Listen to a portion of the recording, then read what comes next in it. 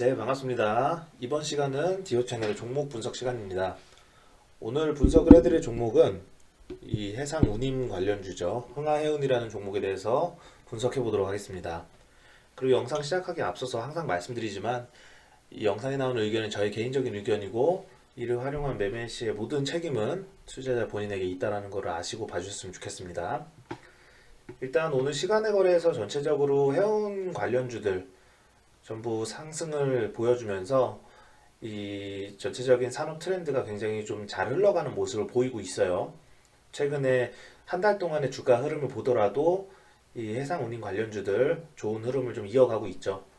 그래서 이제 많이들 아시는 종목이 대표주로서 이제 HMM 많이 알고 계실 거고, 그리고 페노션이라든지 이런 종목들에 대해서 알고 계실 건데, 흥하해운이라는 종목에 대해서도 더 이제 좋은 흐름이 나올 거라고 예상을 하기 때문에 이렇게 분석을 해보도록 하겠습니다. 일단 이 종목에 대해서 좀 간단히 말씀을 드리자면, 흥하해운이라는 종목, 일단 시가총액은 7,381억 원. 시가총액이 작은 종목은 아니죠. 그래서 코스피에 현재 이 상장이 되어 있고, 코스피 시총순위로는 282위. 그리고 외국인 보유 지분은 1% 미만이기 때문에 따로 언급을 하지 않겠습니다. 그래서 주요 주주는 이 최근에 최근에 이 지분을 늘린 장금상선이라는 회사가 주요 주주로 자리를 잡고 있고, 어떤 회사인지 간단히 좀 살펴보자면 아시아 지역에서의 액체 석유화학 제품의 해상 운송을 주업으로 하고 있다. 그 이외에 부동산 임대업도 하고 있다고 하는데 주요 사업은 이 해상 운송 사업이죠. 그래서 이렇게 좀 해상 운송 관련 주로서 분류를 하게 되고, 일단 저는 이 종목에 대해서 추가적인 상승 가능성, 주가의 방향성이 좀 더 상승으로 이어질 수 있다라고 말씀을 드리고 싶은데, 일단 그에 대해서 이유를 하나씩 좀 말씀드려보자면, 첫 번째로는 일단 이 컨테이너 해운 운임지수 평균을 보시면 여전히 4분기보다 높은 만큼 향후에 물류 대란 혹은 이 해상 운임이 화랑이 지속될 것이라는 시장 예측이 유효하다. 이렇게 좀 말씀드리고 싶습니다. 무슨 얘기냐면 이 기사 내용을 좀 보면서 말씀을 드릴게요.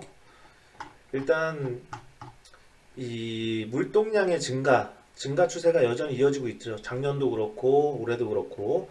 그래서 올해 전 세계 해상 물동량은 123억 8,600만 톤이라고 좀 나와 있는데, 이게 이제 2022년도 23일 기사니까 오늘 기사예요. 그래서 올해 전 세계 해상 물동량은 123억 8,600만 톤으로 코로나19 확산 이전인 지난 2019년 119억 9,900만 톤의 해상 물동량을 뛰어넘었다. 이렇게 나왔죠.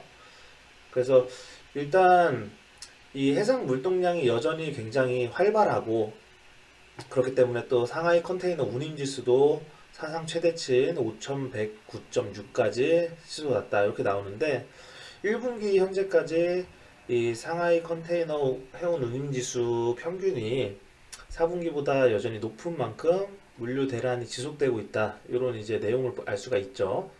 그래서 이 HMM 같은 시장 대표 종목도 이익 증가세를 이어갈 것으로 보인다. 이렇게 좀 나와 있는데, 이런 식으로 지금 여전히 해상 운임 관련된 이 어떻게 보면 수요가 여전하다는 거죠. 그렇기 때문에 가격 결정권에 대해서도 해상 운임 사업을 하는 이 운임사가 주도권을 쥐고 있고, 이런 부분들이 전부 이제 수익으로 연결이 될 수가 있다. 이렇게 좀 말씀을 드리고 싶습니다.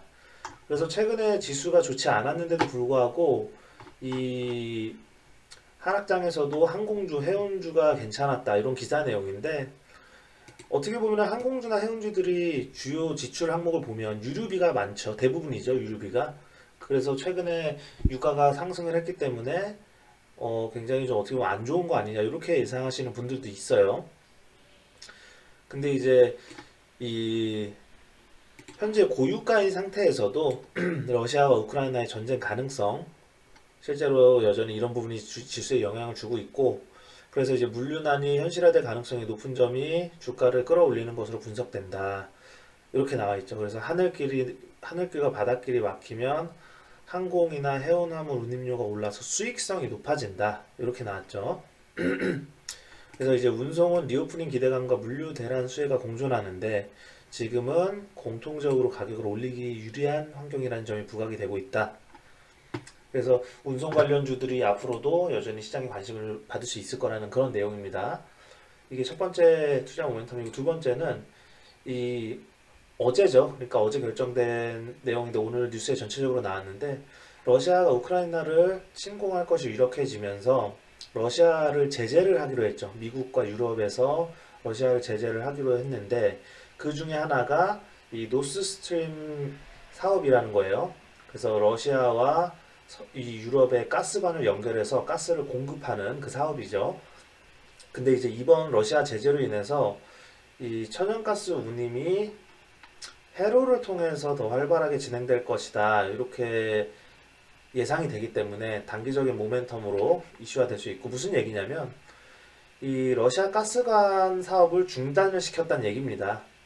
그래서 육로를 통한 러시아 이 천연가스 공급을 중단을 시켰기 때문에, 러시아 제재 하나의 방법 일환으로서, 그렇기 때문에 이 유럽에서 수요하는 가스들을 이제 해상 운임을 통해서 받게 되는 거 아니냐, 요런 이제 걱정 반 기대 반, 이제 여러 가지 상황들이 관련주들의 영향을 미칠 수밖에 없다, 저는 이렇게 생각을 하고, 실제로 오늘 시간의 거래에서 이 해상 운임 관련주들이 급등한 이유도 이러한 부분들이 반영이 된 것이라고 저는 생각을 하고 있습니다. 이게 이제 두 번째 투자 모멘텀인데, 관련 기사 내용 한번 볼까요? 러시아의 가스 연결, 노스스트림 중단, 이게 이제 독일에서 시행한 제재라고 하죠. 그래서 독일이 서방의 대러시아 핵심 제재로 꼽히는 이 노스스트림 사업을 중단하는 결단을 내렸다, 이렇게 나오고, 이 지금 이제 최근 진행되는 우크라이나 사태와 관련해서 이 상황을 재평가하면서 노스스트림 2가 제재를 받게 됐다, 이런 이제 슐츠 총리의 인터뷰 내용이 있었죠. 그리고 이제 향후에 더 추가적인 제재가 이어질 것이다, 이런 내용도 좀 있었는데, 어쨌든 이런 제재 조치가 뭐 하루 이틀 만에 바로 풀리거나 하지는 않을 것이기 때문에, 육로를 통해서 운임되던 것들이 해상 운송으로 전환이 되게 되면 당연히 그쪽 섹터의 반사 이익 수혜가 예상이 되기 때문에 주가에 영향을 줄 수 있는 단기적인 모멘텀이라고 생각을 합니다. 근데 이제 또 유럽에서는 이런 식으로 제재를 했는데, 러시아에서는 또 이런 제재가 어떻게 보면 좀 큰 타격이 없을 거다라면서 좀 조롱을 했다라고 하죠.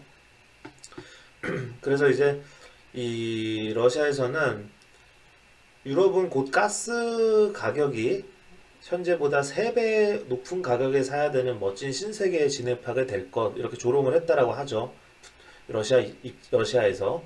그래서 이렇게 제재를 한쪽에서는 하고 한쪽에서는 그 제재가 별거 아니라고 조롱하는 이런 모습들이 나오면서 하루 이틀 혹은 단기적으로 이 제재가 금방 풀리지 않을 것이라는 걸 예견을 하기 때문에 향후에 이제 해상 운임의 중요성이 더 높아질 수 있다, 저는 이렇게 좀 생각을 합니다. 그리고 이제 세 번째 투자 모멘텀은, 아시겠지만은 흥하해운은 상당히 오랜 기간 상장 폐지 사유 이 여러 가지 부합이 돼서 거래가 정지됐었던 종목이죠. 그래서 이제 상장 폐지에서 최근에 벗어난 게 작년 8월 달인데, 상장 폐지에서 벗어난 이후에 주요 사업이 활발하게 돌아가고 있고, 또 이제 모회사의 지원도 꾸준히 이루어지고 있기 때문에 투자 심리에 중장기적으로 영향을 줄 것으로 판단. 이게 이제 세 번째 투자 모멘텀입니다. 무슨 얘기냐면, 일단 지난해 말 흥하해운이 STX 컨소시엄에서 이 흥하해운을 인수하기로 했다가 막판에 이 인수하기 잔금 납부를 사흘 앞두고 인수 계약이 파기됐던 그런 이력이 있었죠. 그래서 그때 당시에 이제 상당히 좀 안 좋은 투자 심리가 이어지다가, 그러고 나서 이제 지난 6월 잔금상선이라는 회사가 지분율 85.31%를 보유를 하면서 흥하해운의 최대 주주 자리에 올랐습니다. 그래서 이 잔금상선이라는 회사가 흥하해운의 최대 주주고, 그래서 이제 이 잔금상선이라는 회사가 케미컬 탱커 사업에 있어 대선 작업만 해왔기 때문에 이제 이 흥하해운을 통해서 여러 가지 좀 시너지를 낼 생각으로 인수를 했다라고 하죠. 그래서 이 흥하해운은 올해 3월, 그러니까 이게 이제 작년 기사 내용이에요. 2021년도 3월 감사인으로부터 2년 연속 의견 거절을 받아서 상장 폐지 사유가 발생을 했었는데, 이 자본 총계가 마이너스로 떨어지면서 완전 자본 잠식 상태에 빠졌다가 이후에 잔금 상선과 인수 계약을 체결하고 차등 감자 그리고 유상 증자를 진행하는 등 재무 개선 노력을 펼친 끝에 상장 유지 결정을 받아들였다. 이게 이제 이 작년도에 일어났던 기사 내용입니다. 그래서 이렇게 상장 폐지 사유로부터 이 자유로워졌다라는 얘기가 나와서, 그때 이제 상장 폐지가 이 해결이 되면서 다시 거래가 재개돼서 급등을 했던 그런 이력이 있죠. 근데 이제 중요한 거는 상장 폐지에서 자유로워졌다고 해서 끝나는 게 아니라 향후에 이제 주요 사업이 잘 돌아가고 매출이나 영업이익이 나와야 이 상장을 계속 유지를 할 수가 있는 건데, 흥하이온의 주요 사업은 다들 아시겠지만 해상 운임 사업이고, 그 해상 운임 사업이 지금 굉장히 잘 되고 있다라는 거, 그리고 이 잔금상선이라는 모회사가 서포트를 지원을 해주고 있다라는 거, 이러한 부분들을 볼 때 향후에 예전의 매출이나 실적에 대해서 회복할 수 있다라는 그런 투자 심리가 형성되기 더 좋은 환경이 됐다라는 거죠.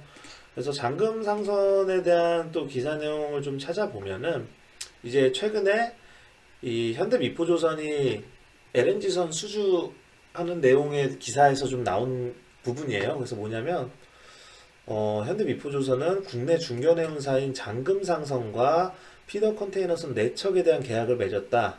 그러면서 잔금상선은 K조선과도 아프라막스급 탱커 2척 건조 계약을 체결하는 등 국내 조선사의 중소형 인감을 연속 발주하고 있다. 이런 기사가 나왔죠. 이게 이번 달 기사 내용입니다. 그래서 이렇게 잔금상선이라는 회사가 현대미포조선 그리고 K조선 여기저기에 이 건조 계약을 체결을 한다는 것은 결국에 이제 이 해상 운임 사업에 대해서 좀 더 적극적으로 투자를 하겠다는 거죠.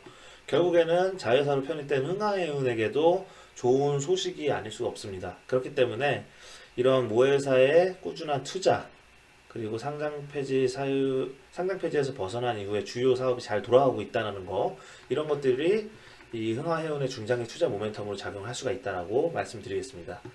그리고 마지막 투자 모멘텀은 당연히 이제 이 주요 사업이 잘 돌아가게 되면 재무 구조가 개선이 되겠죠. 매출도 발생을 하고 영업이 이익이 발생하고 순이익이 발생을 할 것이고, 또 최근에 감자와 유상 증자를 통해서 이 재무제표상 재무구조 개선이 이루어진 상태죠. 그런 것들이 여러 가지로 확인이 되고 있기 때문에 당연히 밸류에이션 재평가받을 가능성이 충분하다, 이렇게 말씀을 드리고 싶고, 여기서 말하는 밸류에이션 재평가라는 것에 대해서 좀 말씀을 드려보자면, 지금 이 흥하해운이 잘 나갔을 때에 비해서 연간 실적이 굉장히 줄어드는 상태예요. 예전에는 연간 실적이 8천억을 상회하는 그런 매출액이 나왔었는데 지금은 1,000억 미만의 매출이 나온 그런 상태죠.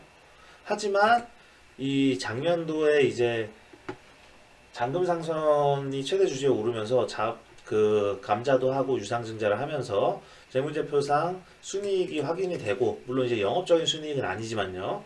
그래서 재무구조 개선이 이루어지는 상황, 그리고 이 예전에 주요 사업들이 잘 돌아갔을 때 매출액을 확인을 해보면 지금 해운업 업황을 고려를 했을 때 이 정도로 복귀를 할 것이다라는 기대감이 있죠.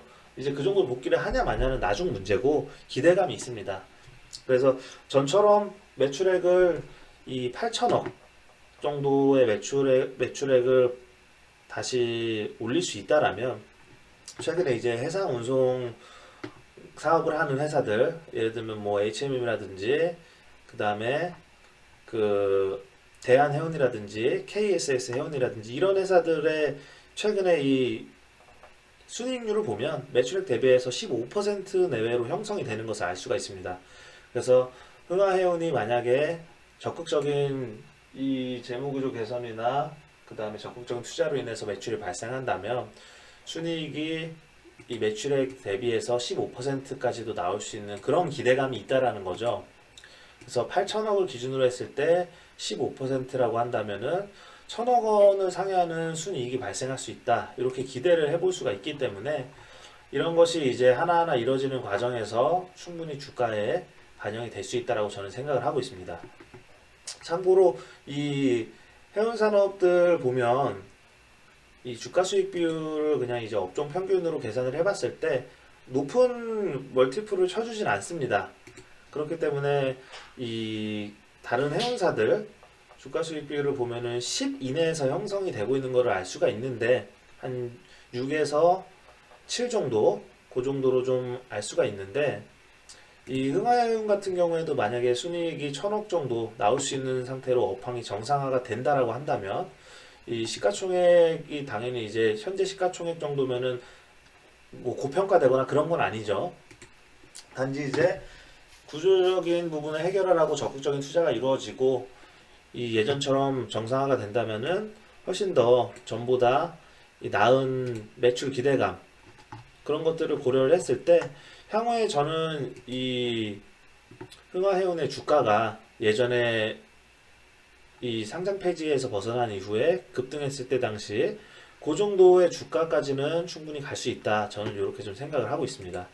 그래서 어쨌든 이 네 가지의 투자 모멘텀에서 오늘 좀 말씀드려봤는데 간단히 말씀드리자면 첫 번째는 이 컨테이너 해운 운임 지수 평균 여전히 4분기보다 높다. 그렇기 때문에 물류 대란이 지속될 것이라는 그런 시장 예측. 그리고 두 번째로는 러시아 제재로 인해서 이 천연가스의 육로가 막히고 해상 운임의 중요성이 더욱 부각될 것이라는 점. 그리고 세 번째는 상장 폐지에서 벗어난 이후에 주요 사업이 잘 돌아가고 있고 모회사의 지원도 꾸준히 이어질 수 있기 때문에 투자 심리에 영향을 줄 것으로 보고 마지막으로는 이런 이유들이 합쳐져서 재무 개선이 되고 해운업에서 발생하는 매출이나 순이익이 밸류에이션을 재평가할 수 있는 그런 요소가 될 것이다. 이런 부분들이 이제 흥하해운의 투자 모멘텀을 말씀드리고 싶고요. 조금 전에 말씀드렸듯이 단발성 상승으로 이 시총이 크게 급증할 거라고 생각하지는 않습니다. 그 정도로 생각하지는 않고 저는 적어도 이 흥하해운의 기존의 매출 정상적으로 이 사업을 했을 때 매출이나 그 이후에 이 해상 운임 시장이 커진 것들을 고려했을 때 매출을 그래도 1조 정도 매출을 낼 수 있는 충분한 여력이 있다. 저는 이렇게 가정을 하고 계산을 해보겠습니다. 그랬을 때 매출 1조 정도 낸다고 가정했을 때 현재 해상 운임 사업을 하는 회사들의 이 순이익률 평균적으로 15% 내외라고 잡고 1,500억 내외의 순이익이 발생한다고 가정을 했을 때 적정 시가총액 1조 정도로 일단은 말씀을 드리고 싶고 현재 시총 대비해서는 35% 정도 상승 여력이 있다 이렇게 좀 말씀을 드리고 싶습니다. 그래서 일단 이 흥하해운이라는 종목에 대해서는 적정 시총 1조로 보고 적정 주가로 봤을 때는 4,000원 이상 가능하다라는 가정하에 오늘 굉장히 좀 의미 있는 그런 이 수급이 좀 진행이 됐죠.